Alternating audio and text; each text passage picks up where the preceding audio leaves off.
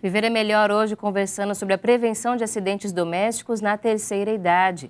E esses acidentes são muito comuns, a gente vai falar daqui a pouquinho sobre a importância de evitá-los, porque o impacto na saúde do idoso é muito grande. A gente vai falar sobre isso já aqui no programa. Inclusive, a gente já tem uma pergunta interessante para responder, que é a dúvida do Vitório Oliveira, de Bragança Paulista, São Paulo, que tem uma situação em casa e ele compartilha com a gente a angústia. Vitória, obrigada pela audiência. Pode continuar ligando para a gente, daqui a pouco a gente responde a sua dúvida. Você que nos assiste, quer mandar também para nós a sua participação, ligue 0310 07 940. E em especial, faça também o seu pedido de prece, de oração. Nós entendemos aqui na nossa programação, compreendemos que a nossa saúde se constrói nesse equilíbrio, espírito, corpo e mente. A oração é um destes passos que nós devemos traçar diariamente para que nós consigamos promover a nossa saúde como forma preventiva mesmo. Do mesmo jeito que a gente tem que se alimentar bem, tomar remédio, a gente tem que orar, meditar, cada um dentro da sua tradição religiosa e mesmo aquele que não se considera religioso. E aí nós convidamos a todos para que tenham a vivência de estar nesse momento de meditação, de oração, de silêncio, para que estejam num ambiente mais do que especial que proporciona tudo isso aos peregrinos.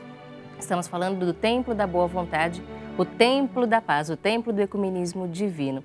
O monumento erguido há mais de 26 anos já em Brasília, Distrito Federal, eleito pelo povo como uma das 7 maravilhas de Brasília, e ele é o monumento mais visitado da capital do nosso país. Mais de 1 milhão de pessoas passam pelo Templo da Boa Vontade todos os anos.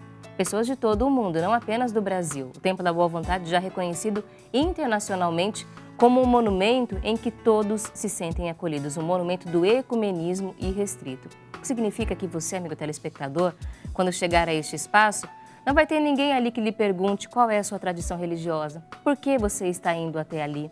São diversos ambientes e você pode visitá-los da forma como deseja, ir primeiro à fonte sagrada, depois à espiral, depois à sala egípcia. Cada um tem o seu ambiente preferido, porque ali o principal é esse contato direto da criatura com o Criador. Um espaço de meditação que contempla a natureza. E é por isso que o Templo da Boa Vontade, a cada dia, recebe tantas pessoas que encontram ali a possibilidade, a oportunidade de construírem a sua saúde completa. E é por isso que nós recomendamos a você, amigo telespectador, que veja também com seus próprios olhos e sinta com as suas emoções em estar no Templo da Boa Vontade. Para conhecer mais sobre o TBV, acesse o site www.tbv.com.br e faça você também a sua peregrinação. E agora a gente continua a nossa conversa a respeito de prevenção de acidentes domésticos, porque esta é uma causa importante para internação, para aumentar a complicação de saúde, de doenças que estavam até controladas e que, de repente, depois de uma internação ou de uma queda, acabam descompensando. Então, a gente vai conversar sobre isso agora com a nossa convidada, a doutora Ana Laura. Doutora, as quedas estão, por que, tão associadas à internação entre os idosos? Qual é essa relação? Quais são as consequências depois de uma primeira queda? Então, assim, voltando até um pouquinho antes, as quedas principalmente acontecem no ambiente domiciliar. 70% das quedas acontecem no domicílio, mas não é incomum a gente também ver quedas dentro do próprio ambiente hospitalar. Então, assim, apesar da pergunta não ter sido essa, a gente tem as duas coisas. Quando a queda acontece no ambiente domiciliar, aquele idoso apresentou alguma lesão, algum ferimento, alguma coisa... alguma lesão de maior gravidade, ele provavelmente vai ser internado para investigação.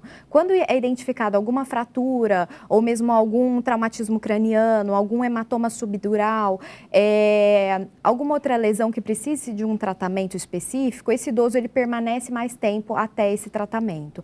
Muitas vezes esse tratamento exige cirurgia, então ele fica um período mais prolongado no hospital, ele fica mais acamado, ele fica mais dependente. A recuperação é mais demorada? A recuperação é muito mais demorada, principalmente quando é com um idoso. Então, esse é um motivo importante para evitar que o idoso seja levado a esse ambiente hospitalar e que ele não tenha complicações depois da queda. A queda pode ser causadora de uma doença e que vai fazer com que esse idoso, por exemplo, seja dependente de alguém para realizar os movimentos ou enfim, comprometa a saúde dele de alguma outra forma? Sim, então quando a queda ela é um pouco mais grave, de acordo com o lugar que ele bate, de acordo com a gravidade do ferimento, ele deve sim ser investigado. Então muitas vezes o idoso prefere não sair de casa, prefere só ficar observando. Quando é leve, tudo bem, você pode observar, porém não esquecer de que se alguma coisa relacionada à queda aparecer, você deve se investigar. Mas se for alguma coisa, aparecer algum ferimento ou bater em algum lugar, sentir alguma dor maior, ele deve já imediatamente ir para um pronto-socorro e assim investigar o motivo ou mesmo a consequência daquela queda. Que tipo de complicação esse idoso pode ter além da fratura? Então, além da fratura, ele pode ter algum ferimento sangrante ou não sangrante, ele pode ter algum sangramento craniano. Isso é uma das coisas que às vezes a pessoa, ele bateu a cabeça, a pessoa acha que não foi importante, perdeu às vezes até a consciência, mas mesmo assim fica em casa. E depois de uma semana ele começa a ficar estranho, agitado, agressivo, sonolento e a família lembra que ele teve aquela queda. Então aí quando faz uma tomografia identifica um traumatismo que poderia ser identificado às vezes até no início, mas que você tem muita relação com a queda. Então foi por conta da queda que ele teve aquele traumatismo. A gente tem a pergunta agora do Vitório, que a gente prometeu de responder, e que ele traz uma outra visão de uma consequência de uma queda. O Vitório Oliveira, de Bragança Paulista, São Paulo, ele conta que a mãe dele sofreu uma queda recentemente e a recuperação está sendo lenta e dolorosa. Ele percebe que ela está mais calada, apresentando uma tristeza que não é comum da personalidade dela. Ela pode estar com depressão? Pode sim, Vitória. Então, assim, ela pode estar com uma depressão, a gente precisaria avaliá-la para ter certeza disso, mas também pode aparecer ansiedade, pode aparecer muito o medo de cair de novo. Então, isso acaba sendo alterações psicológicas que a gente chama de uma síndrome pós-queda. Então, a pessoa ela pode sim alterar essa parte psicológica muito relacionada com a queda. E não é incomum os familiares super protegerem aquele idoso naquele período pós-queda, eles não mais fazerem ou desenvolverem atividades que antes eles faziam, e isso deixa eles muito tristes e também muito isolados socialmente. Acaba privando de fazer atividades, de sair de casa, de encontrar os amigos, então isso acaba trazendo também um pouco de isolamento e de depressão, por consequência. Exatamente. Tem que ficar atento então, porque a gente pensa em fratura, em machucado visível, mas às vezes as lesões para o sentimento, para a emoção também são até piores. As alterações psicológicas são muito importantes. E o principal medo é o medo de cair, porque esse medo de cair impossibilita muitas vezes a pessoa de até reabilitar precocemente, porque ela tem tanto medo de cair que ela não quer andar sozinha, ela quer andar menos do que o normal, então ela não quer fazer algumas coisas que antes ela fazia. Então, ter uma assistência, uma orientação multiprofissional nesse momento é muito importante para ir dando segurança àquele idoso, para ele ir voltando e resgatando as atividades que ele antes fazia com segurança. Você comentava há pouco sobre o idoso que cai e não procura atendimento, que fica só observando. Às vezes a família também não está treinada para quando esse idoso cai, porque às vezes a própria família fala, não foi nada, está bem, e não leva ao atendimento. As famílias estão preparadas para uma queda? Não, as pessoas não querem adaptar a casa, não querem se adequar àquela situação que ele está apresentando ao longo do envelhecimento. Ele prefere esperar uma queda para depois ele se ajustar. Então, isso é importante a gente pensar antes de acontecer. Então, até o nosso motivo de estar aqui conversando, eu acho que é muito mais para isso, é para prevenir uma queda e pensar nela antes para ela exatamente não acontecer.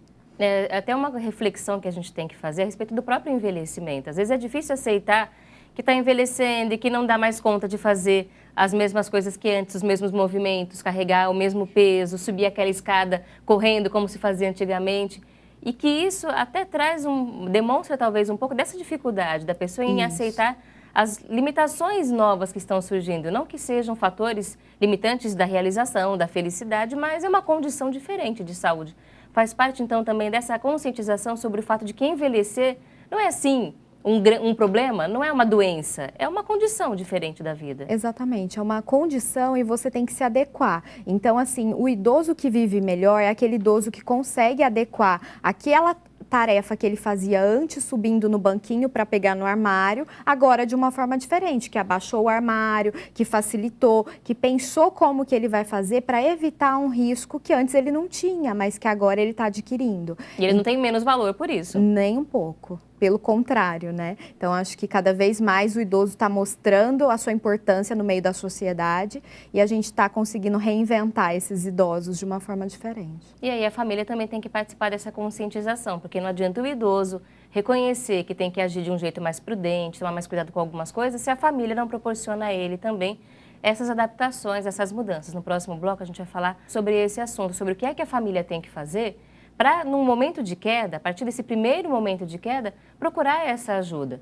Porque muitas vezes a queda acontece, ninguém faz nada, nem para tratar, só fica observando, às vezes uma queda simples mesmo, mas e para prevenir outras quedas? Será que nós estamos fazendo alguma coisa? No próximo bloco a gente vai falar sobre isso aqui no programa. Você pode mandar para a gente as suas perguntas e ligar também, 0310 07 940. Ligando para a gente, além de registrar a sua dúvida, você pode participar do Momento Ecumênico de Preces, que daqui a pouquinho, depois do intervalo, você pode colocar o seu nome, dos seus familiares, aqueles que você sabe que enfrentam desafios nesse momento.